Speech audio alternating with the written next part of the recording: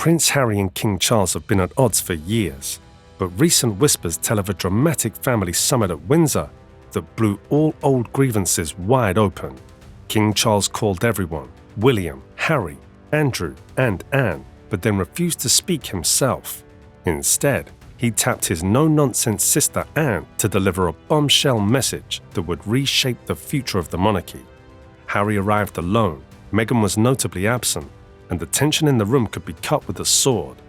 William looked on stunned as Anne calmly but firmly read out their father's final wish. This wasn't a routine announcement, it was a reckoning. Charles, weakened by illness and keenly aware that time is no longer limitless, had drafted a new inheritance plan. He wasn't handing everything automatically to William, he was reshuffling power, roles, and influence, and Harry's place in the family would neither vanish nor fully return. William, frozen by the weight of expectation, realized his crown would be worn under new rules. Harry, already feeling like an outsider, understood this decision cemented his liminal status. Recognized, but sidelined. It wasn't spite. Charles spelled it out. It was survival. The monarchy, fractured by decades of scandal and division, needed fresh foundations built on honesty, not blind tradition. To truly understand why Charles made this move, Anne reminded everyone of the long history of unpredictable turns in royal succession. A century ago, Edward VIII abdicated for love, forcing his brother George VI, an unprepared teenage girl's father, to take the throne. That crisis taught Elizabeth, Charles's mother, that destiny can be rigid and cruel. Charles grew up watching his mother carry a nation's burdens alone, and he vowed never to leave the next generation trapped by outdated scripts. When Elizabeth II died in September 2022, Charles felt not just personal grief, but the weight of a stable icon's passing. He inherited a grand but fragile institution, and within months, doctors found cancer. Suddenly, the future he'd planned in leisurely decades became a race against the clock. He couldn't afford to gamble on old precedents. He needed a blueprint for continuity, one that balanced William's readiness, acknowledged Harry's reality, and protected the crown itself. Hence Anne's announcement. William would be king, yes, but his powers, duties, and public face would be carefully defined. Charles's plan recognized fractured relationships, the toll of past scandals, and the need for a leaner, more transparent monarchy. Harry would retain his title and privileges, no total disinheritance, but he wouldn't occupy prime roles. He'd be acknowledged, but left in a kind of royal waiting room, neither fully in nor entirely out.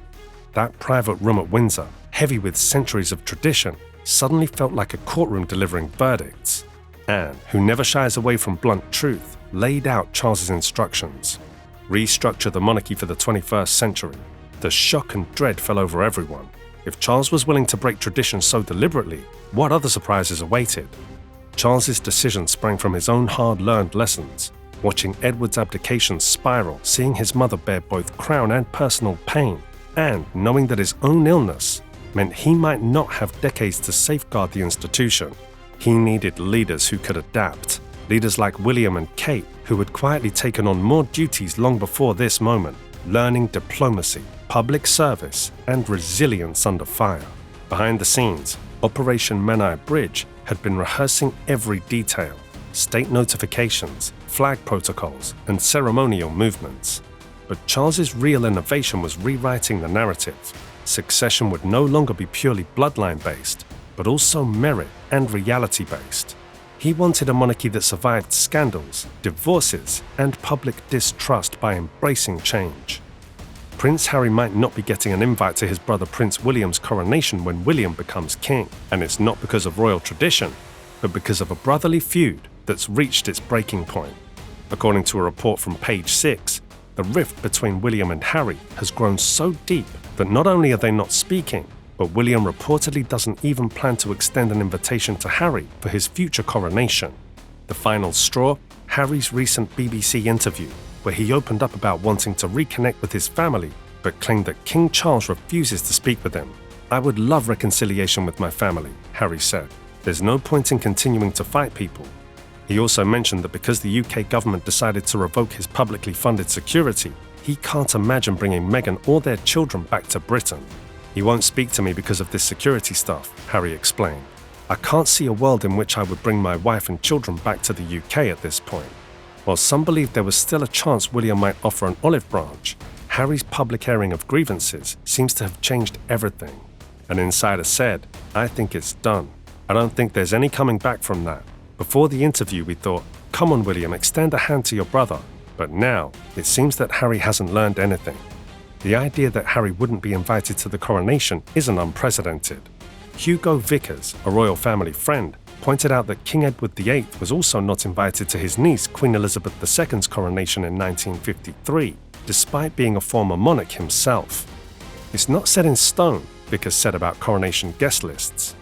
However, Vickers cast doubt on the speculation that William plans to formally strip Harry and Meghan of their His/Her Royal Highness titles once he's king. "William is unforgiving anyway," Vickers said. But he won't strip Harry and Meghan of their titles. It appears vindictive. In short, Harry's return to royal life, or at least publicly, looks less likely than ever, and with coronation plans taking shape, it seems William's path forward may no longer include his once close brother. William and Kate, once just heir and trendy princess, are now the quiet power center preparing to step up. Kate has honed her skills, leading solo engagements, hosting dignitaries, and balancing motherhood with duty. William, raised for this moment, has watched his father's health battles and knows the luxury of delayed preparation is gone. He must lead with strength, clarity, and a vision that blends tradition with transparency. Meanwhile, Harry, who moved to California for privacy, found the king's final wish pulling him back under royal gravity. He's still a prince, still a blood relative, but his memoir, his public statements, and years of distance have cost him trust. Sources say he's writing another memoir, possibly timed for after Charles's death, one that could be unfiltered and explosive. His future in the royal fold now hinges on William's judgment. Will William use his newfound authority to welcome Harry back, or to close the door for good? This moment isn't just family drama, it's a crossroads for the monarchy itself. Charles's bold plan acknowledges that a static crown atop rigid traditions would not survive modern scrutiny. He's handed William a complex inheritance, a title, yes, but also a mandate to rebuild. William's first moves may include formally stripping Harry and Meghan of HRH titles, no more half-inside, half-outside status. That would send a clear signal. The institution demands unity and discretion. For Harry, the stakes are huge. He can choose to mend bridges, respect the new structure, and find a place of honor without headline-grabbing reveals. Or he can double down, publish more secrets, and risk permanently burning the last connection to his birthright. William's decision will be decisive, a gesture of mercy, or a firm line drawn. Charles's final wish was about more than dividing roles. It was about rewriting a constitutional family story so that the monarchy can endure. He chose Anne to deliver this message because she's fearless and truthful, the only person who could cut through palace politeness and deliver a message sharper than any sword. And now, standing at the edge of a new era, the royal family faces its greatest test. Can William and Kate carry the crown forward with integrity, while Harry finds a way to honor blood ties without tearing down the institution? Charles has handed the baton to William and Kate, asking them to balance tradition with greatness. Anne's role as messenger shows that blunt honesty sometimes matters more than ceremony. And Harry, well, his next move could either heal old wounds or light the monarchy's most explosive chapter yet. The world will be watching every step. Let us know in the comments, smash that like button, and make sure to subscribe so you never miss any videos. See you in the next video.